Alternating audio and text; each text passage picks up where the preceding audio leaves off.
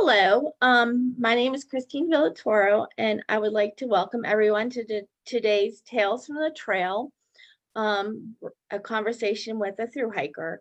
Before we begin, I am going to ask that everyone remain on mute while we are talking, and if you have any questions during our conversation, to please post those in the chat box. Let me welcome Tara, who thru hiked the Appalachian Trail in 2003 as a southbound hiker. A little bit about Tara. Tara thru hiked the AT Southbound in 2003 during a semester hiatus from college. While on her hike, she was inspired to elevate the message of leave no trace through her work as a mass communication major at Shepherd University. For her senior project, she worked with the ATC to create an educational video on LNT, Leave No Trace, to play in their visitor center in Harpers Ferry. Years later, she was approached to create an updated version, which is now somewhat well known among AT hikers, the Don't Be That Guy video series found on the ATC website and their YouTube channel. After college, Tara spent some years in Utah as a ski bum, some summers as a raft guide, a photographer for a sea kayaking tour company, and various other seasonal jobs. Tara is now a freelance filmmaker and photographer located 2 miles from the AT in Maryland. Her current AT-related project centers around diversity and inclusion on the trail.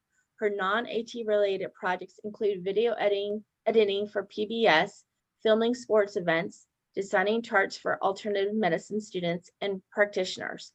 She recently released her 2021 calendar that showcases some of her photography from around the country and gives tips on finding balance through the seasons based on seasonal model of the Chinese 5 elements theory. Welcome, Tara. How are you doing today? I'm good. Thank you for having me. Thank you for joining us. Can you tell us a little bit about what a southbound thru hiker means for those that don't know what that means? So the typical way that most people thru hike is from south to north. So a northbound thru hike starting in Georgia and ending in Maine at the big summit of Katahdin. And a southbound thru hike does the opposite. We start at Katahdin on the this beautiful mountainous summit up in northern Maine and make our way south. The main difference is the amount of people on the trail. When I hiked, I maybe met 12 other people going my direction. There were more. I think that year there were maybe 100 of us that started. But in contrast, in Georgia, I think that year there was somewhere around 4,000, 3,000, something like that. So you get a totally different feel in terms of the community that you're hiking with. And also the weather's a little bit different, and the I don't want to say it's harder, but you do hit some of the more difficult terrain earlier in your hike than you would as a northbound hiker. So it's just a different experience and a different way to do it. And it just sort of worked out that way in my schedule and the girl I was starting with. Our schedules aligned to start in May, which would work better for a southbound hike rather than starting in March, which is typically when a northbound hike would start. Can you tell us a little bit about yourself in regards to hiking? Were you hiking and backpacking when you're growing up, or was that something that you learned later on? Yeah, so I hiked the AT when I was 20, and I was halfway through school, college. And growing up, I didn't do a lot of backpacking. My family did day hikes and we did camping. I lived in the country and I was able to sleep outside in the lawn in a tent, not in a tent, didn't really matter to me. But I spent most of my summer days as a child sleeping outside under the stars. And I've always been drawn to the outdoors in one way or another, whether it's hiking or backpacking or kayaking or whatever. And when I think I was probably 12 when I decided that when I got the interest in my head to want to do the trail, but I'd never actually done an overnight backpack until a few months before hitting the trail for real, when I was 20. And it didn't bother me at all. I knew that I could do it. I knew I had the capabilities of being outside and the experience of spending time in the mountains. I just didn't have that one piece of carrying everything with me, and sleeping and backpacking all together. So before I took my thru hike, a friend of mine who was into backpacking took me out on a couple quick overnights just as a shakedown. And that got me sort of set up to go to start at Katahdin.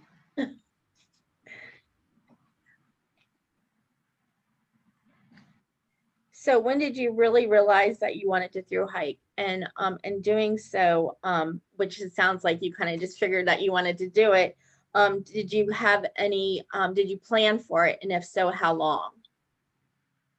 Yeah, so the idea probably first popped into my head when I was 12 or 13. The bridge that crosses from Maryland into West Virginia over the Potomac River is where the AT crosses.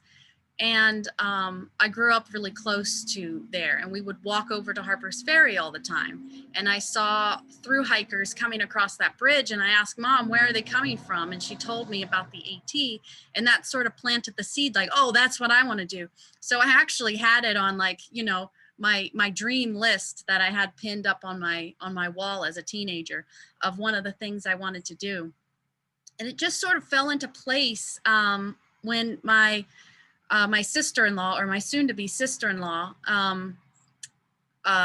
wanted to do it as well when I was, you know, about 19. And when I first met her and we hit it off, she said, I want to hike the AT. And I said, I want to too. I was going to wait till after college, but her schedule worked out to do it that next coming year. And so I just approached my professors and my school to ask for a semester off to go do that trail. And as far as planning, I maybe spent about 6 months actually planning. Up until then, it was just sort of dreaming. But as serious planning is concerned, I probably started that winter, December, January kind of time, and we started the end of May. And as far as planning, it was a lot of research in terms of reaching out to a couple other people who had done it and getting firsthand experience about what to pack and what kind of food to prepare and how to do the food drop-offs at each town, and what kind of gear to take.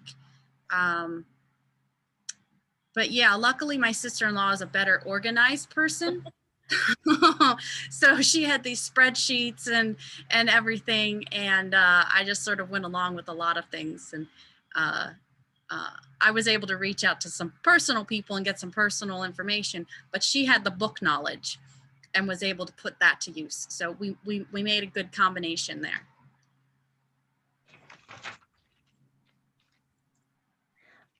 As far as training, you had said, you mentioned earlier that you went on some shakedown hikes. Did you train any? Like, did you go out and you said that you also lived close to the AT. Did you do any training to prepare for the thru hike, your thru hike? You know, other than those 2 overnight shakedown hikes, I didn't do any physical specific training for the AT. But also, to put it in perspective, I was in college and playing collegiate soccer at the time. So in terms of physical condition, I was in fairly good shape, you know, running 3 miles a day and playing soccer games 2 to 3 days or a week. And I didn't feel like, I mean, of course, it's different playing soccer versus climbing mountains. But no, I think once I got out there, your body sort of gets into hiking shape. But as far as general overall condition, I didn't do anything specific, just what I was already doing with my college soccer team. And what was your typical day like on the trail? Like how many miles did you hike? What did you eat? Just what was your typical day like? So when I first started out, we could only manage to do about 8 miles a day. And we would read in the trail logs of people who were doing 20 or 25 miles in a day. And we just thought, oh, wouldn't that be great to have a day where we could do 20 miles? And when I finally reached that point, it was really spectacular. But starting in Maine and starting in more of the difficult terrain, it's difficult to start out doing 20 miles a day. Even on flat ground, you know, it would be hard to do 20 miles a day without prior training. But once I sort of hit my hiker stride, I was doing about 15 miles a day fairly easily. And then if I needed to push it, I could do 20, and, you know, in a really unusual case, I might do 30. But a typical day would be 15 miles a day. I'd get up and have oatmeal for breakfast, hike to, you know, maybe an overlook, have a snack. I love to stop and take pictures and just enjoy the scenery. You stop and have lunch at hopefully an overlook if you can find, if it works out that way. And then you start looking for what shelter you're going to end up that night. And I typically stayed at the hiker shelters most of the way. So then you get in and you cook dinner and maybe start a campfire, maybe not. If there's other people in the shelter, you catch up with them, see what they're up to, get their stories, and then bed down for the night and journal or read or just stare at the ceiling and think about life. You had mentioned the trail log. Can you explain what the trail log is?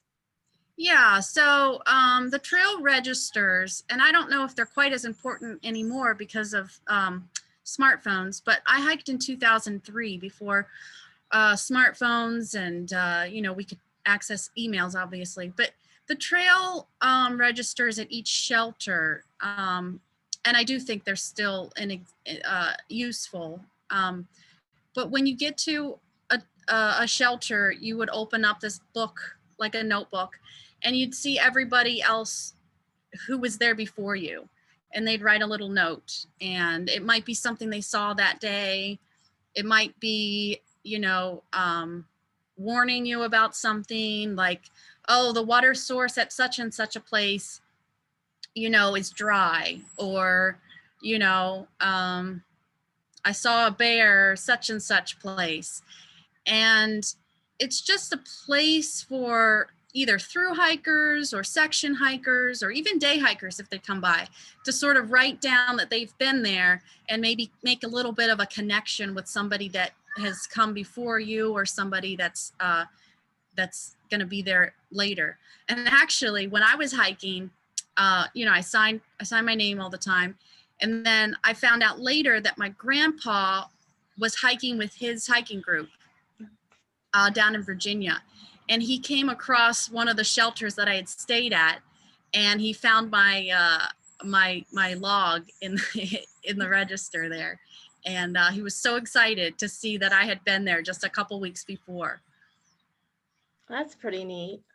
As far as talking about names, I know that on the trail, especially for thru hikers, you all actually go by a trail name. Did you earn a trail name, or did you have a trail name before you started? Or did you earn a trail name on the trail? Yeah, so I got my trail name in the 100-mile wilderness.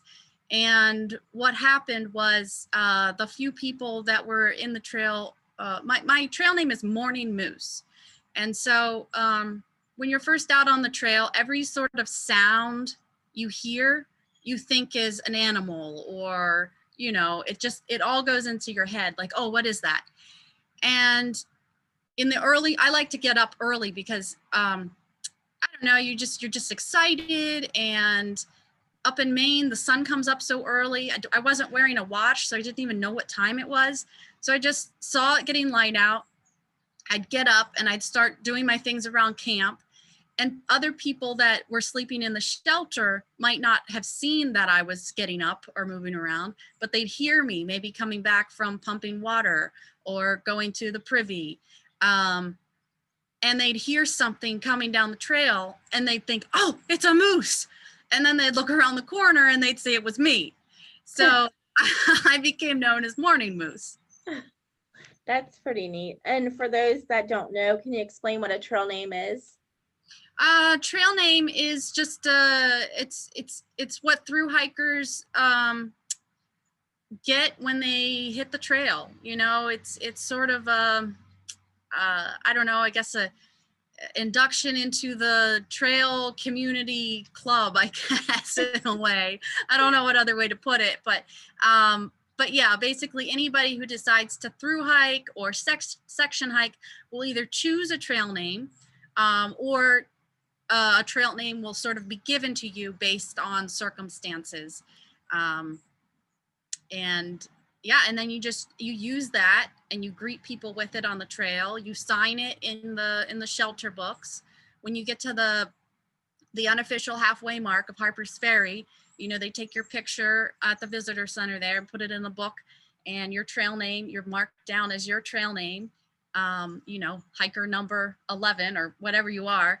And yeah, that's how you're known. And honestly, I don't even know the real names of some of the people I hiked with because we just called each other by their trail name.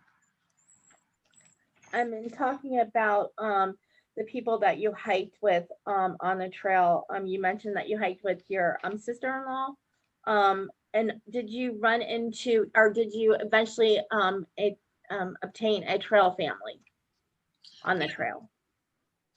So my sister-in-law, my sister-in-law and I started together, and she ended up getting hurt about 2 weeks into it and had to get off the trail. So she hurt her knee coming down one of the mountains. So she went home for about a month. She tried to come back and the knee just wasn't at 100%. So she ended up getting off the trail for good after that. And you know, you end up meeting people on the trail, whether you try to or not. You just sort of find the people that are your pace. And like I was saying before, as a southbound hiker, you don't get the same number of people. So when you do meet another thru hiker, you get really excited. And I think as a northbound hiker, it's easier to maybe, not easier, but there's just more people to interact with. And so you sort of group into, you know, this trail family and this trail family, and you kind of go along together, and, you know, then you lose each other and hopefully you find each other again. As a southbound hiker, the same thing happens, but in smaller numbers. So, you know, I hiked with one other hiker for 2 weeks at a time. And then he went off and did the long trail because he wanted to, and it was there. That's the trail that runs north to south in Vermont. So I kept going, and then I started hiking with another thru hiker. And, you know, there were days that I'd hike alone and days that we'd hike together. And then I'd say, you know, there was probably a total of maybe 12 different people that I hiked with throughout, but no one consistent. There was a group, actually it really worked out to hit some of the big mile markers. It was really fun to be within a group. We had 4 or 5 of us, I think, together when we did the halfway point in Pennsylvania, which is where you do the half-gallon ice cream eating challenge. Is that the picture down here? Oh yeah, that's it. That's it. Yeah. So when you get to the halfway mark, the challenge is the halfway half gallon, and you're supposed to eat a half a gallon of ice cream in one sitting. So there were 5 of us there. We ate our half gallon, and half a gallon wasn't enough for some of them. So a couple of the guys went back in for an extra pint because they had to up it. So that was fun to have a trail family to do that experience with. And then when we got to the next challenge is the 4-state challenge, which you go from the border of Pennsylvania, through Maryland, through West Virginia, and into Virginia. So you were in 4 states in one day. And I thought, I'm not going to do that. Why would I do that? I'm from Maryland. I can hike this anytime. So, but being there, they sort of encouraged me. They're like, oh, you can do it. Come on, Moosey, you can do it. So I ended up doing it, and I'm glad I did, but I was definitely pushing the limits of my physical capabilities. I think it's 43 miles. Oh, goodness. In a day. And my parents came and picked us up that night and fed us dinner. So it kind of worked out pretty well. We hiked up to the Virginia border, came back to the road. My parents drove 5 stinky hikers home and took care of us for a couple days. Well, talking about that, did you receive any trail magic on the trail, or have any trail angels help you out? Yeah, absolutely. That's one of the great things about hiking the ATs, meeting these trail angels, and just the generosity and the excitement around the trail. You get from what I hear, you get a lot of it as a northbounder because there's what's called the bubble. There's a lot of people coming through at once. So there's an opportunity for trail angels to come out and meet a whole bunch of people at a time and, grill up burgers or whatever. As a southbound through hiker, we got fewer, but we did get some really good ones. Coming through Vermont, this was my most memorable one, I'd say. Coming through Vermont, hiking out of the woods and into a trailhead, there was a guy set up making pancakes for thru hikers, and he had real maple syrup to serve with it. It was so delicious. And even though I just had my oatmeal 2 miles before, it didn't matter. Second breakfast was on. Talking about memorable moments, what was your most memorable moment or moments on the whole trail?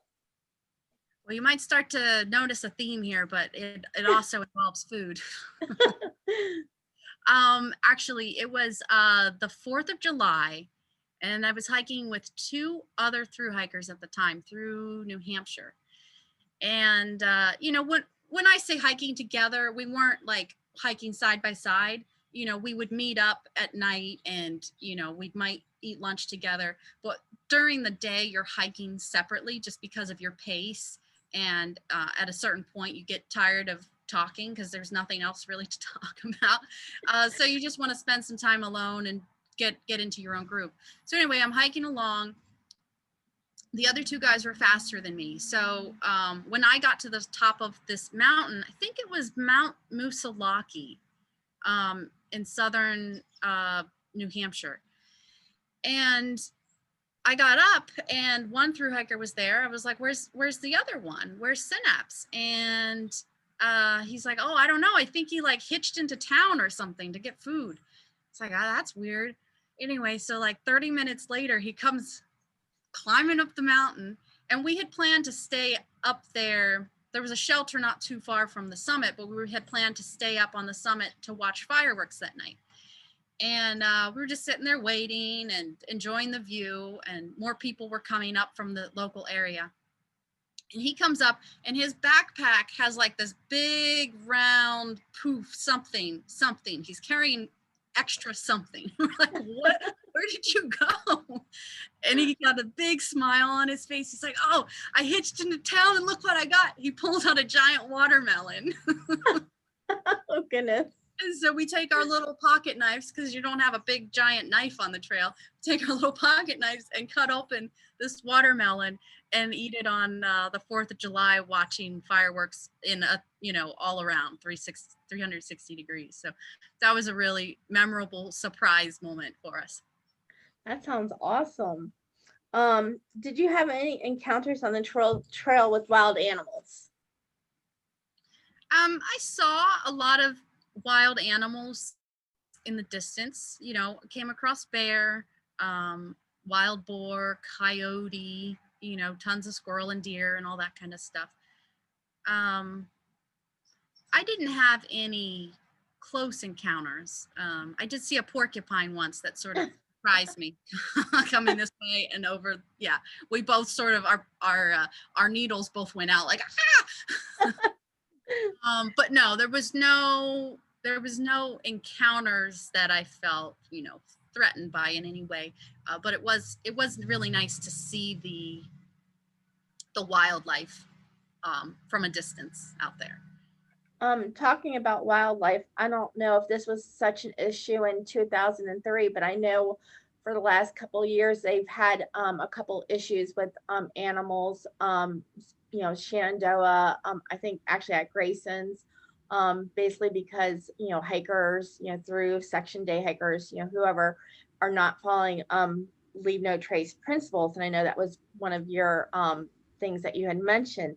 Do you think any of these encounters had any relevance to the leave no trace principles? Yeah.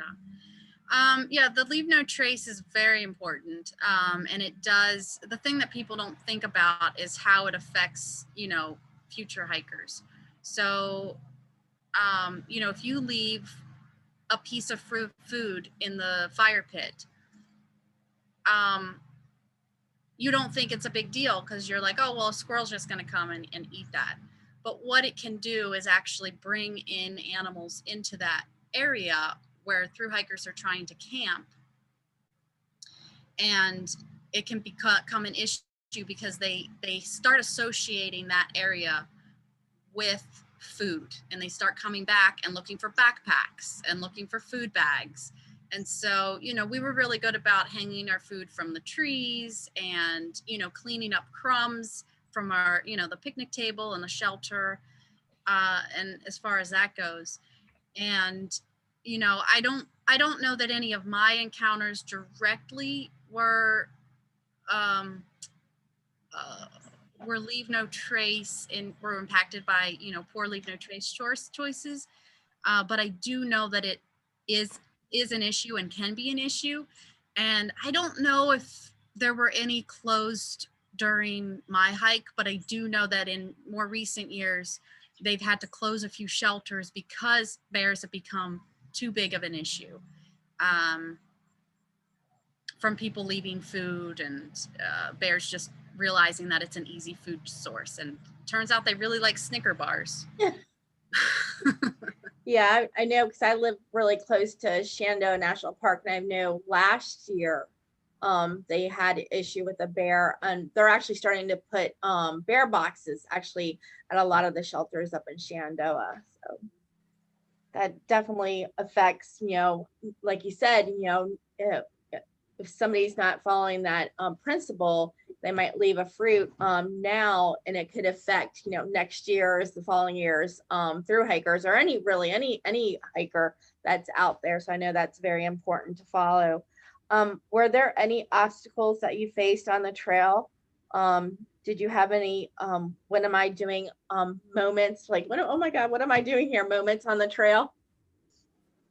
So we were in the middle of the 100-mile wilderness. So it's our first week on the trail.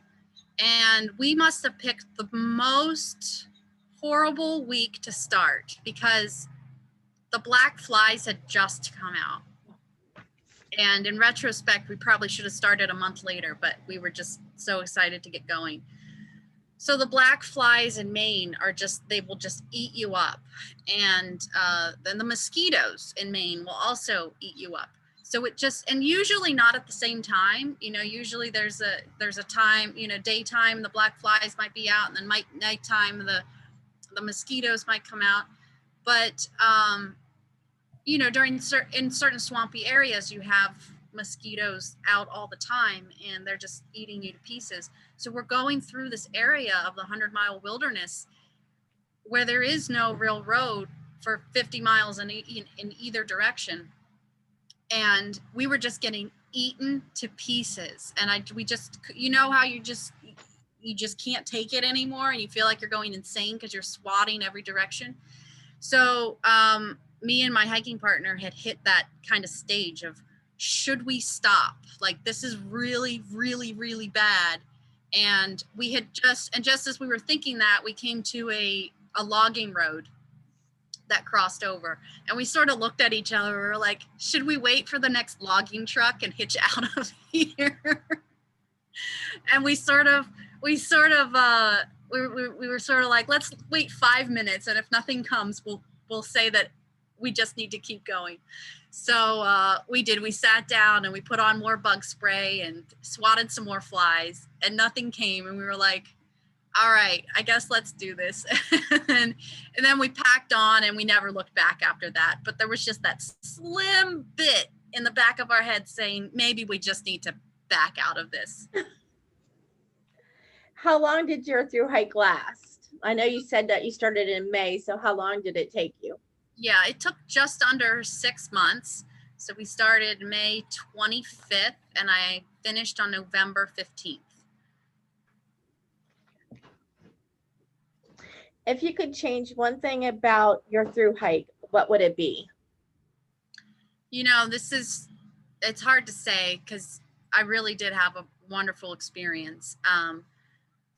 But looking back, you know, I'm a photographer and I took a camera with me. Actually, in that picture you have there, the top picture, I have my camera bag strapped around my waist belt. That one? On my backpack. So, anyway, yeah, so I brought my camera with me, but it was before the digital age. So digital cameras weren't really that great then. They were really pixelated and you weren't getting good images. So I brought a film camera, and it meant that I had only 24, 36 shots per roll.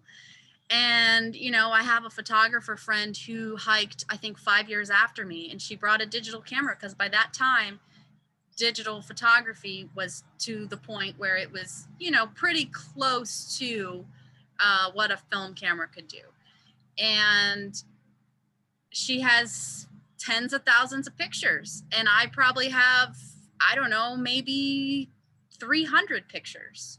So that would be the one thing I would change. But on the flip side of that, I have to realize that since I did hike before the real true digital age, I didn't have the distraction of cell phones that is happening in shelters right now. My understanding is you get to a shelter and everyone pulls out their phone and they're playing games or checking the weather or updating their blog. And it sort of takes you out of that outdoor experience when you've got these blue cell phone lights lighting up the whole area. It was really nice to get out and completely disconnect from the world. I mean, I didn't keep up on the news. There were like 3 bits of news that got to me during those 6 months, and everything else was just, you know, focus on yourself and your day-to-day actions and the nature around you and the people around you. And that was a really good experience. But yeah, if I could change that one thing where I could just have more access to more pictures without having to bring, you know, a whole load of film with me, that's what I would change. How did the experience change you? In so many ways. I never would have thought it, but it just, you know, it makes you feel, when you accomplish something this big, it just makes you feel like you can accomplish anything. And a through hike, you know, it's 6 months long, but it's those tiny steps. It's every day of getting up and every day of planning that, you know, that next day's hike, and planning those little things like, you know, what are you going to pack for your food next week? And so it really just makes you feel like you could do anything you put your mind to, if you just break it down into small pieces. And off of that, I think it made me realize that there's more to life than just going and getting a job and coming home and going to bed. I think up until that point, I thought, oh, well, you know, my dad worked a 9-to-5 job. I should work a 9-to-5 job because that's what you do. I don't know why I thought that, because there's a lot of people who don't, but it just sort of opened my eyes to different opportunities that, you know, you don't need a lot to live, and you can put everything that you really need in a backpack, and you can live really simply. And there's other ways to make a living than a 9 to 5 Monday through Friday job. And so I think I took that into my next few years, you know, as I graduated college. And that took me into, you know, being a ski bum for a few winters and working seasonal jobs, and just working into the outdoor, and in the outdoor world, and just really loving what you're doing, and not just doing something because you feel like you have to. Would you through hike the AT again? You know, even when I was hiking it, I always thought, I'm going to hike this now while I'm in college, and then I'm going to hike it again when I retire. And I want to see what the difference is. And, you know, I probably will.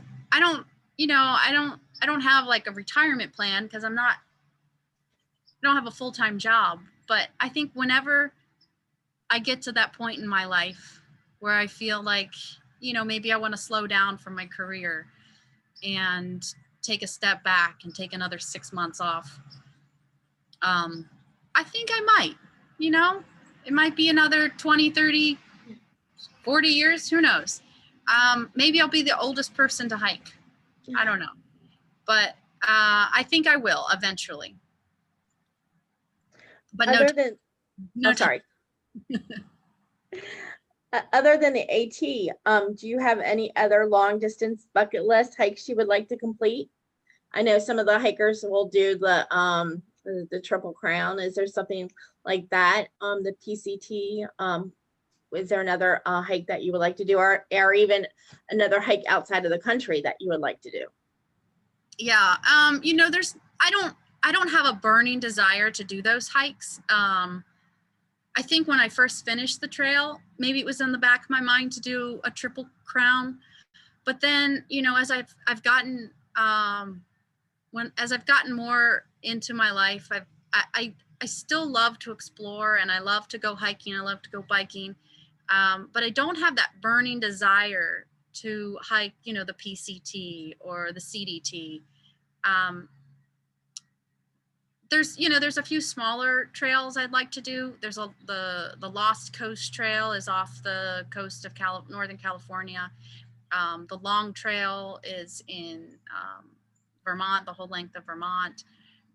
You know, I'd love to do some backpacking in Europe and that kind of thing. But really, for me, it's about switching things up. And I've really gotten into bike packing. And kayaking, and you know, just different ways of seeing the world. And I don't have anything specific trail wise that I like to do, but I do still like to go out and explore any chance I get. You kind of answered this, but other than the AT, do you have a favorite trail that you like to hike? Yeah, again, nothing specific. You know, whenever I go places, you know, I love to go to national parks and hike there, those great trails in every national park. Like I said, I like to I've really gotten into biking now. So I've done like the C&O Canal Trail, and I've done the Great Allegheny Passage from Cumberland to Pittsburgh.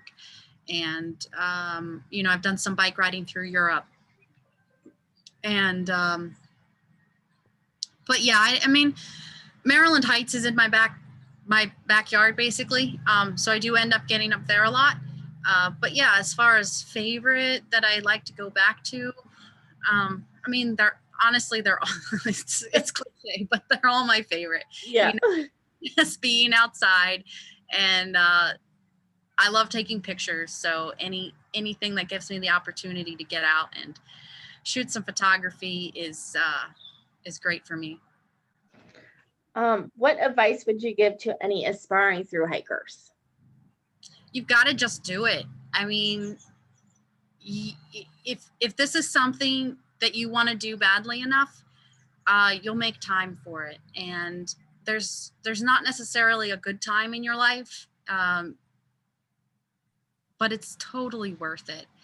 And I think as in terms of planning, you know, there's lots of blogs out there to do research on. There's lots of books to get information, and definitely do your research and definitely be prepared, but also leave something up to the imagination. Leave that sense of wonder for yourself, because you could literally go on Google Maps and some of these, you know, YouTube channels and blogs, and you could get every picture of every overlook that you're going to go to. You could basically have a virtual experience on the AT. But I think leaving a lot of that up to the imagination and experiencing it for yourself in person for the first time, I think is really something special that is getting lost in today. And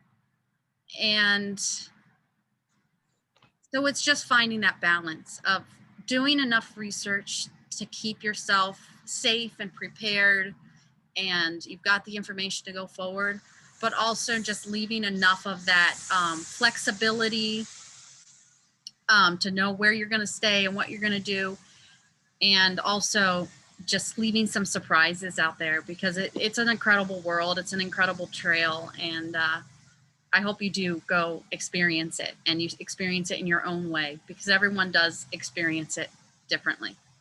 Yeah. And then I see the picture that I have. Is this you on Springer with your parents? It is, yes. Yes, my parents drove down to, my parents are definitely my biggest support crew. My mom would cook dinners at home, and then she'd save some of it and put it in the food dehydrator and ship it to me. And yeah, my mom and my dad drove down and met me at Springer Mountain. That was nice. Well, this comes to the end of my questions. Did you have anything else that you would like to say to everybody? I just want to, you know, restate that leave no trace is really important. It's great. I'm looking around and seeing, you know, during the times of COVID and things being shut down, a lot of people are getting out in the woods more and more and more. And that's great. And I love to see that. But I'm also seeing, you know, more trash being left behind at the trailheads, and some of the wilderness spaces being overused and over camped at. And so just being mindful of those leave no trace principles, and taking care of the trail for yourself and for the next person to come behind you, to make that an enjoyable experience and keep it natural and pristine. You know, there's nothing worse than getting out there and seeing garbage left behind, or you know, trees spray painted or rocks spray painted. And yeah, so more of that education, anything that you can do to educate people about leave no trace, or you could do yourself, is gonna benefit everyone in the hiking community. And I really want people to continue to enjoy the outdoors the way I've been able to. I so agree with you. I so agree with you. I'm going to go ahead and stop my share screen. Does anybody have any questions for Tara? So I was going to ask a few, if you don't mind. You kind of touched on it a little bit with your, you know, your mom dehydrating and shipping you down meals, which is awesome. I was curious what else was on your spreadsheet, and did you have it planned, you know, your postal pickups, or did you end up going into town and resupplying at certain points, or how did you end up doing your resupply? Yeah, so I would say the first month we had roughly planned out, and that's in terms of food, in terms of drop-offs, and roughly in terms of, you know, where we would be when.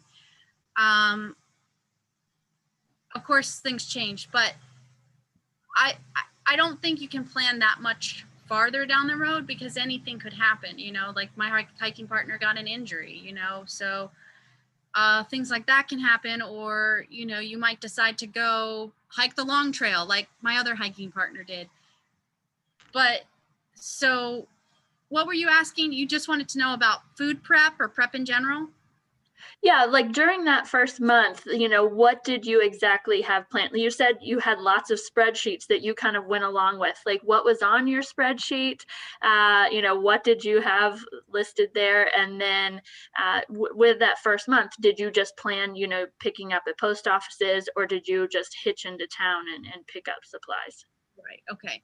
Yeah. So the first month we packed our own supply boxes to ship to each of those locations. So we knew that,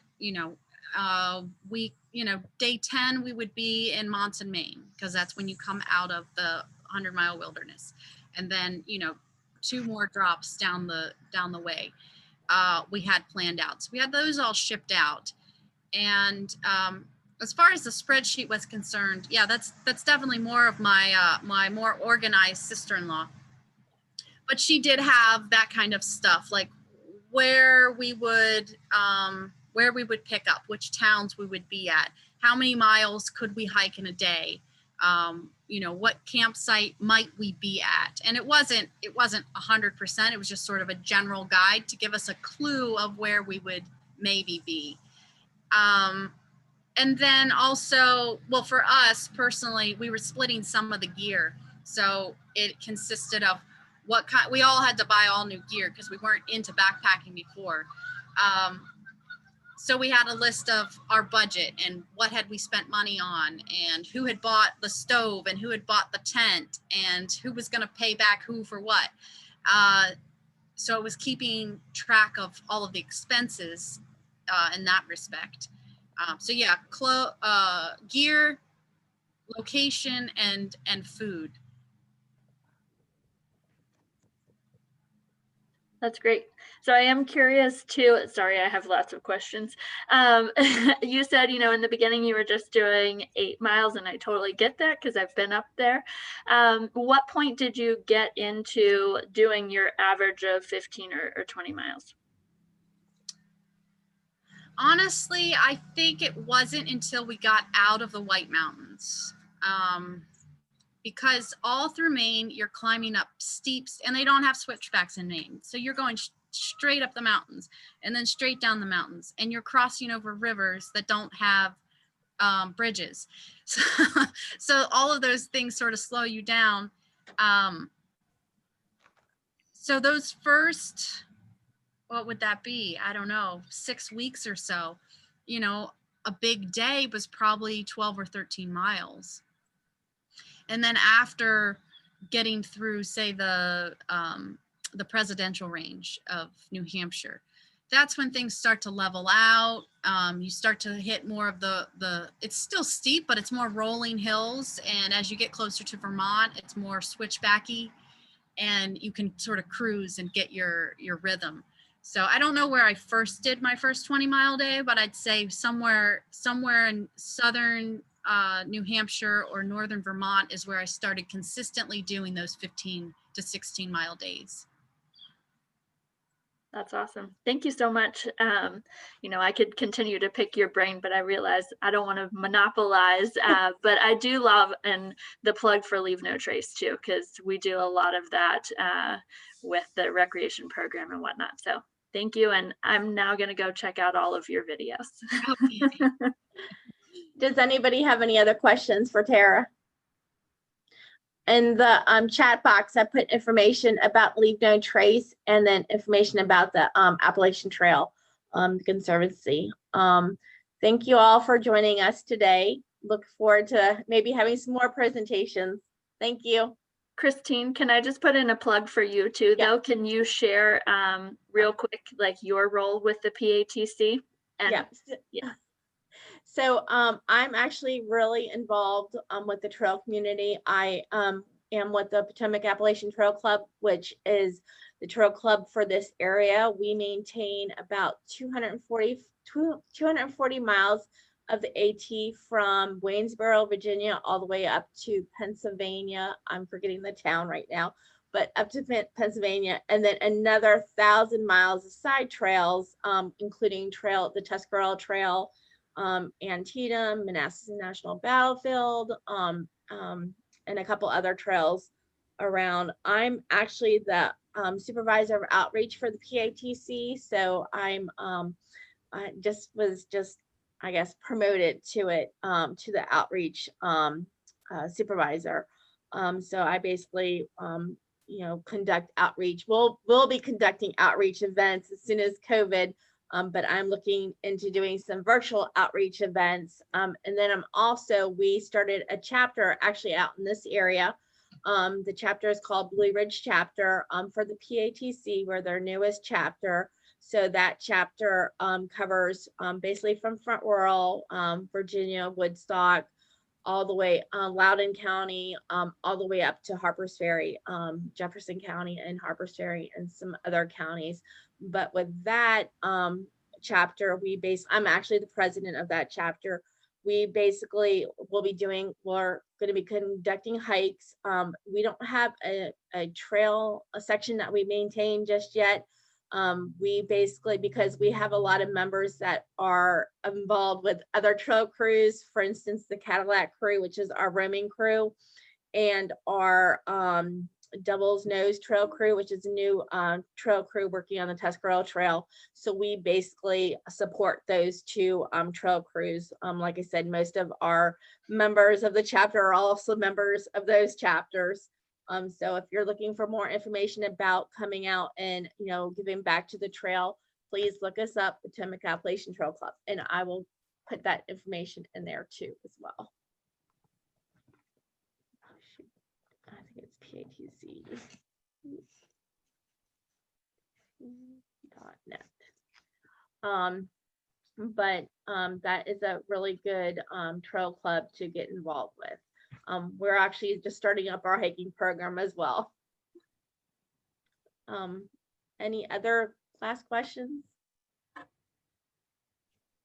Well, thank you, Tara, for joining us today, and thank you, everybody else. Hope everybody has a great day. Thank you. Thank you for having me.